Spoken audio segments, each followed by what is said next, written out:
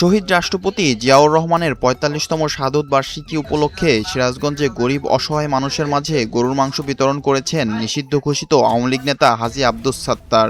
এ ধরনের ঘটনায় শহরে ব্যাপক আলোচনার জন্ম দিয়েছে।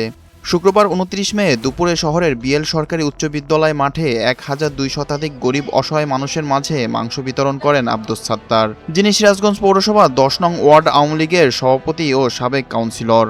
অনুষ্ঠানে শহীদ রাষ্ট্রপতি জিয়াউর রহমানের রুহের মাগফিরাত কামনা ও দেশের শান্তি সমৃদ্ধি ও মানুষের কল্যাণ কামনায় বিশেষ মোনাজাত করা হয়। পরে উপস্থিত অসহায় ও দুস্থ মানুষের মাঝে ৩টি কোরবানির গরুর মাংস বিতরণ করা হয়। কোরবানি দিতে পারি নাই, আমার সামর্থ্য নেই, তো সেজন্য আমি আব্দুস সাত্তার ফাউন্ডেশন সিরাজগঞ্জে যে চেয়ারম্যান, ওনার উদ্যোগে আমি যে এই ধরনের একটা কার্ড পেয়েছি, যে মাংস নিতে এসেছি। ধন্যবাদ জনাব আব্দুস সাত্তার সাহেবকে।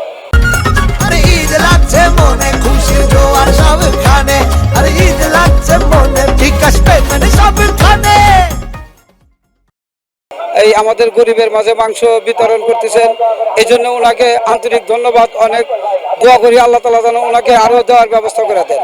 মা ও মাটি মানুষের নেতা ছিলেন শহীদ রাষ্ট্রপতি জিয়াউর রহমান। উনি অত্যন্ত ভালো মানুষ ছিলেন। ওনার ৪৫তম শাহাদত বার্ষিকীতে আমার মন হৃদয় কেঁপেছে। আমি জানি যে সে মারা গেছেন, সেই তার কবর যেন আল্লাহ পাক তার আত্মা যেন জান্নাতবাসী করেন। সেই জন্য আমি অসহায় দুস্থ ইতিম যারা রয়েছে তার জন্য শহীদ রাষ্ট্রপতি জিয়াউর রহমানের জন্য এই ইতিমদের আমি মাংস বিতরণ করবো এবং দোয়া করে দিলাম তার আত্মা যেন আল্লাহ পাক জান্নাতবাসী করে এবং ভালো রাখে সেই জিয়াউর রহমানের প্রতি এবং তার সকল পরিবারের প্রতি। এখন যে বর্তমান রাষ্ট্রপতি আছে তারেক রহমান, তার জন্য দোয়া করি যে যেন ভালো চালাইতে পারে। আমার মনে হয়েছে যে এই জেলার অসহায় দুস্থ ইতিম যারা রয়েছে তাদের মাঝে আমি সহযোগিতা করে যাচ্ছি।